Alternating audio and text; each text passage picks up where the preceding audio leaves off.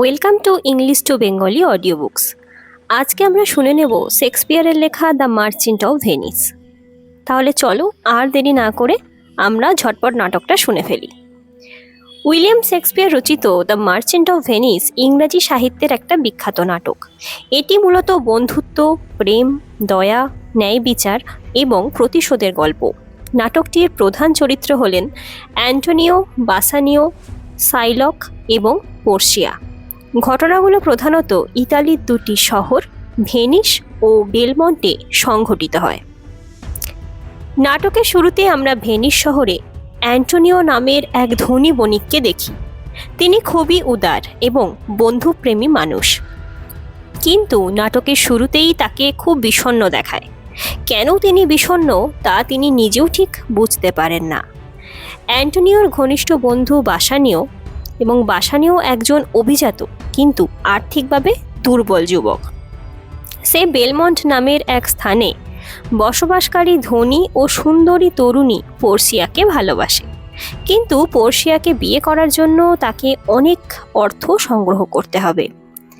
বাসানিও ঋণের প্রয়োজন, তাই বাসানিও অ্যান্টোনিওর কাছে সাহায্য চায়।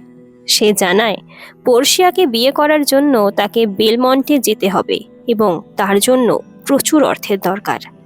অ্যান্টোনিও তার বন্ধুকে সাহায্য করতে চাইলেও তার সমস্ত অর্থ তখন জাহাজে বিনিয়োগ করা ছিল, যা সমুদ্রে ব্যবসার কাজে গেছে। তাই অ্যান্টোনিও সিদ্ধান্ত নেন যে তিনি অন্য কারোর কাছ থেকে ঋণ নিয়ে বাসানিওকে সাহায্য করবেন।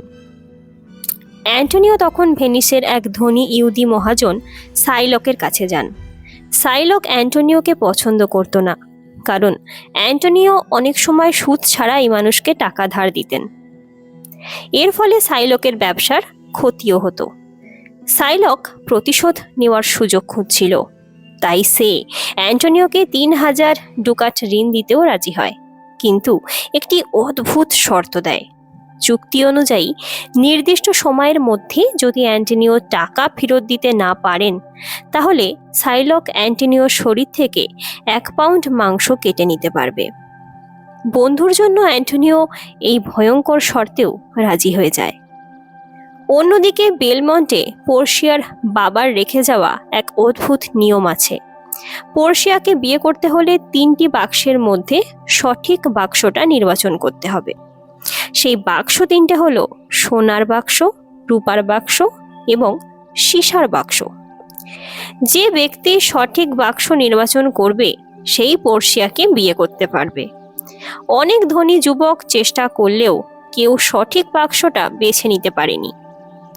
শেষ পর্যন্ত বাসানিও বেলমন্টে আসে। পোর্সিয়া বাসানিওকে প্রথম দেখাতেই পছন্দ করে ফেলেছিল।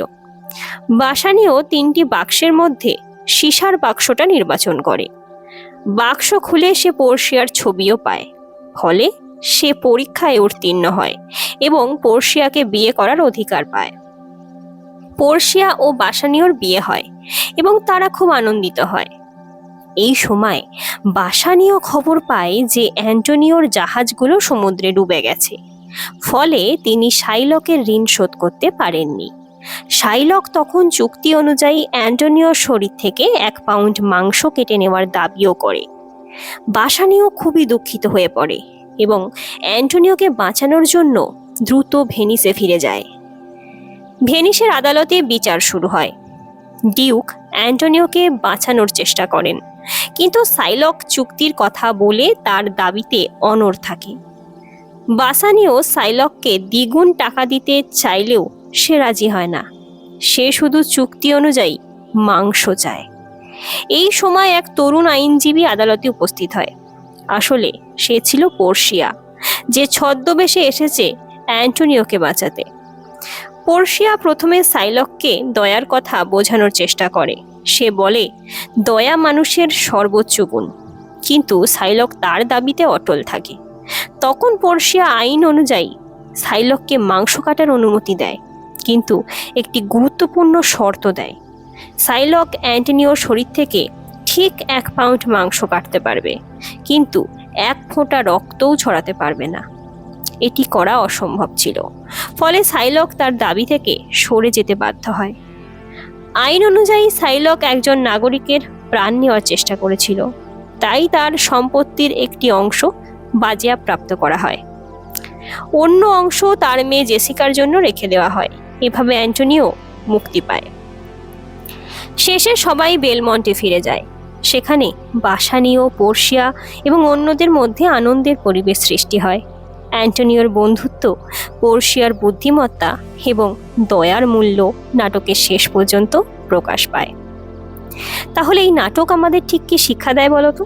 এই নাটক আমাদের শেখায় যে দয়া ও মানবতা প্রতিশোধের চেয়ে অনেক বেশি শক্তিশালী। বন্ধুত্ব ও ভালোবাসা মানুষের জীবনে সবচেয়ে মূল্যবান। তাহলে নাটকটা এখানেই শেষ হলো। আর তোমাদের কেমন লাগলো অবশ্যই কমেন্ট করে জানিও।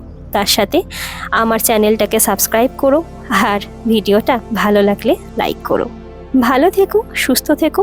আবার পরের কোনো ভিডিওতে নতুন কোনো গল্পের সাথে আমাদের দেখা হবে।